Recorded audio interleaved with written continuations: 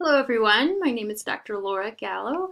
I am faculty in the Counselor Education Department at Boise State, and I'm happy to share a few resources with you for parents to help with some of the emotional learning and emotional needs that your children might have during this time. So, some tips for parents in dealing with the COVID-19 situation. So some recommendations would be, first of all, just for parents to model the behavior that's going to help their children deal best with getting through this kind of anxiety-provoking time. It is a time of extreme stress and anxiety for our country, but we can show children some positive coping strategies and how resilient we really are. So the first recommendation is remaining calm. Be aware of what you're surrounding yourself with in regards to images, content, podcasts, etc. Of course, that affects you, and then that also translates into affecting your child. I'm going to talk about mindfulness in a minute, but if you don't already practice that, keep that in mind as something that you can start engaging in yourself, because once again, that modeling is really important. There are a lot of free resources online that you can access during this time. The second one there is checking in with your child often. So we sometimes think that children don't get stressed out or react the same ways we do as adults, but they really can. And so just checking in with them often will help us understand what they're going through and will help the child to know that it's okay to communicate what they're feeling.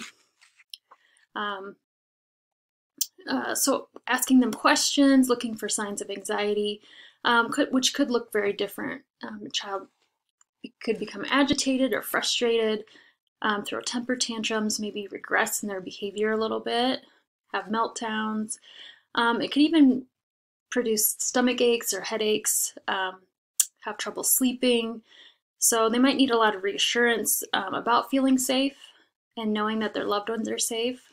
So just, checking in with them and making sure that they're getting opportunities to communicate how they're feeling. Being okay with uncertainty. So, this is a very stressful time, but we can also focus on the positives in life and what we're grateful for, and that we have gotten through this in the past. So once again, that resilience can really be powerful and communicate a lot. The next one is incorporating strategies to help your child work through their anxiety. So if they are feeling some stress and anxiety in their life, there are things that we can do as the adults in their life to help ease that. So providing that structure and routine, trying to get things kind of back to normal as much as possible. If you don't have a routine right now at home, putting one in place, maybe even having the child come up with that routine with you so they have more buy-in. Model being calm yourself, like I said, by practicing mindfulness. If that's not something you do already, there's lots of great resources out there to learn about what that looks like. Stay positive. So once again, not always focusing on the negative that we see in here, but trying to also stay positive and seeing this as a time of change and maybe incorporating that family time back into life. So part of that staying positive is limiting the television and social media influence that we have in our life.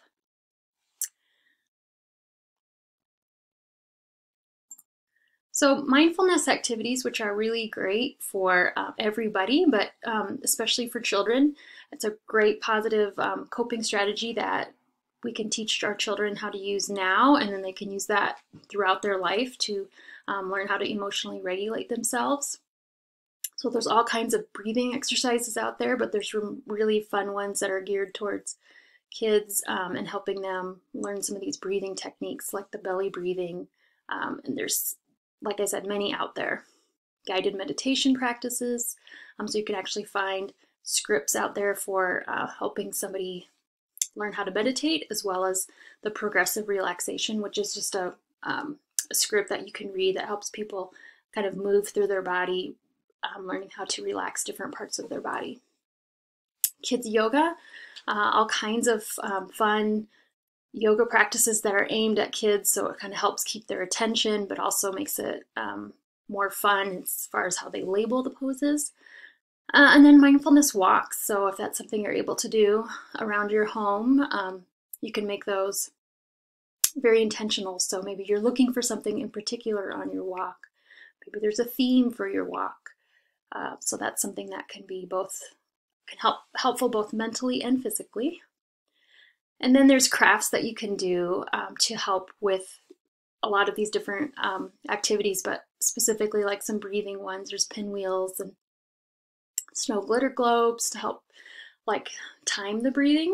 And then animal cards, create yoga poses.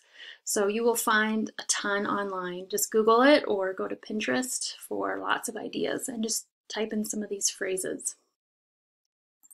The last page are some links for resources that I have found online, free resources for either understanding more about mindfulness, specific activities that you can use related to mindfulness, and then the last one is some great yoga videos that are free for kids, and like I said, helps keep their attention because they're aimed at working with young ones.